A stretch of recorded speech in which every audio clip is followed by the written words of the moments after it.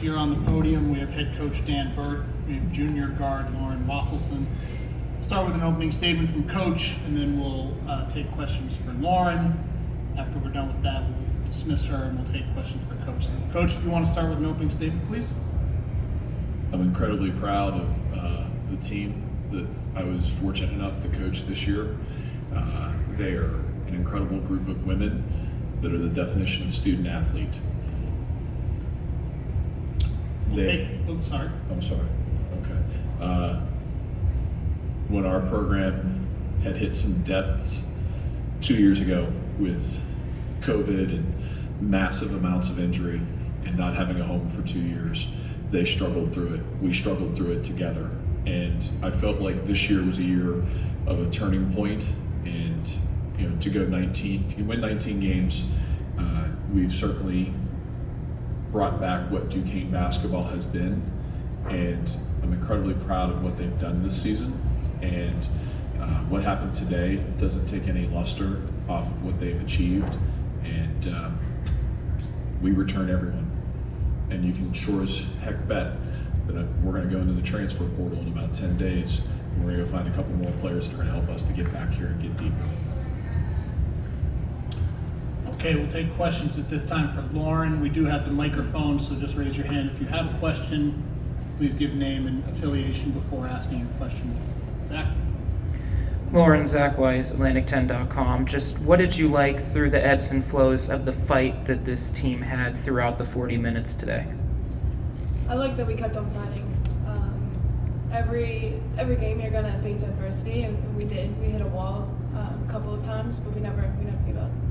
And I think we stuck through it all together, play by play, and it was just, the girl made a good play at the end, so you can't ask for anything more.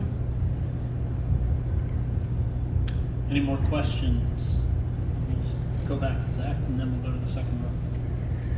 Lauren, you heard Dan say that everybody's coming back. You've had a chance to taste the uptick. How do you continue to keep things moving upward and rise that standard?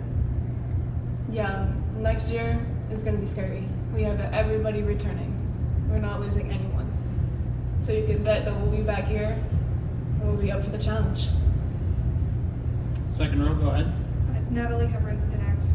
Can you take me through how the team has persevered this season and some of your favorite moments? Oh, that's a good question. Throughout the season, every team's going to have adversity. Last season, we had a lot of adversity. For me personally, I went through an injury. But like I said, going back to the first notch that I said, we all stuck together through the ups and downs. And that was my favorite thing about this team. Like, we all love each other. We all play for each other. And we're just family. And you can feel that on the court. You can feel that in the atmosphere. So. Any more questions for Lauren? Okay, Lauren, thank you. You're excused. We appreciate you taking the time. Thank you. Thank you. Oh, that was where you went through. All right, we will take questions for Coach Burt at this time. Start in the front. Dan, Zach Weiss, Atlantic10.com. The end of the game, you guys have talked about in practice 1 possession, 2 possession, 3 possession games. Just what was it from an execution standpoint, and how hard was it to contain Taiwo on the O boards? She's an elite level athlete, and I don't throw that word around very much. I mean, she's a world-class athlete, and I mean literally a world-class athlete. And the ball was in PJ's hands, just very gingerly and very just getting to nestle into Precious's hands, and that young lady looked like she was on a pogo stick and literally just jumped completely over her and spun the ball out. And Maya, number 21 for them, hit a really big shot. It was a great basketball game. We played a good game. They played a little bit better. And the big difference is we struggled keeping them off the glass at their place, and we did that again tonight. We allowed them too many second chance points, especially in the fourth quarter. Too many second chances. go to the third row. Jacob Munch, WMUA Sports. Coach, your team had a nice push early in the fourth quarter after GW was up by 7-8, something like that. Can you just speak to their heart down the stretch of today's game? Are you talking about GWs or Duquesne? No, sorry, Duquesne's heart. Okay. It's happened all season. You know, we lost on a buzzer beater at home against Davidson. We had, you know, a game that, you know, we were up 3 at Rhode Island with 3 to go after battling back. I've called this group the Happy Warriors. They're a happy group. They're a really, really good group of women. Like I mentioned, they're really good student athletes. I've loved being around them. I've been at Duquesne for 16 years, and this is probably the group that I've enjoyed. And I say that a lot, but this is a really special group of really enjoying coaching them. And I knew deep down all season long at some point it was going to end for this year, but they're all committed to come back in a world where people, you know, are transferring left and right. This is a group that is committed to coming back and being back together next year, and we'll add a couple pieces to it.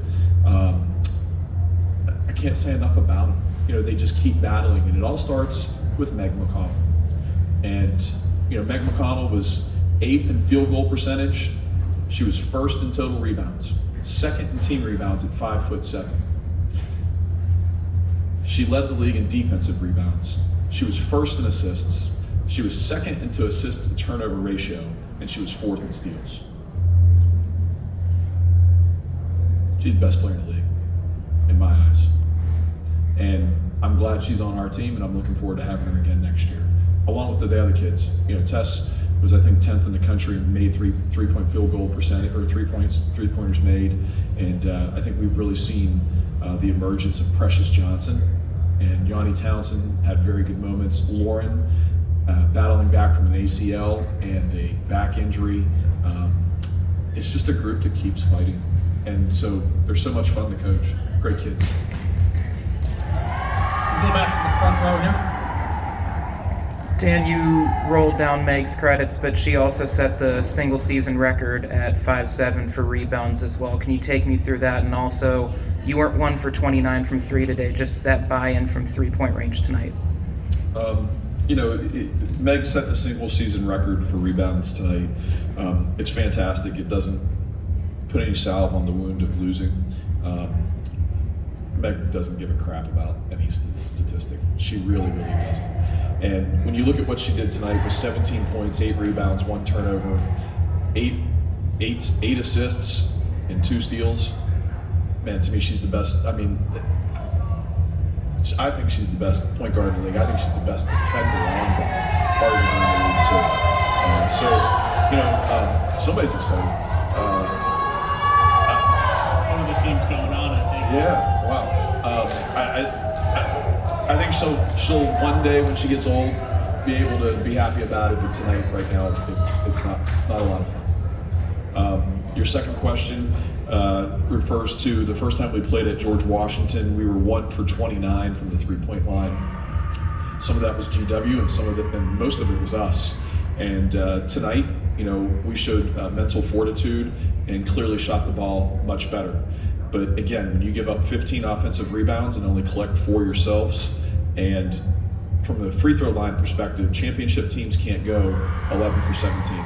You need to be 14 for 17, 15 for 17. That's realistic.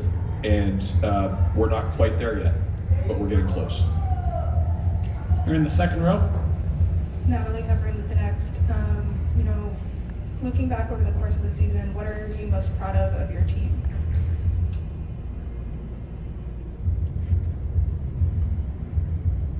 This is a group, and I kind of mentioned it and referenced it early. You know, 2 years ago with COVID, we won 5 games. I think we played, 12, 14, 15 games. I can't even remember. Throw that year away. Last year, we won 11 games in a situation where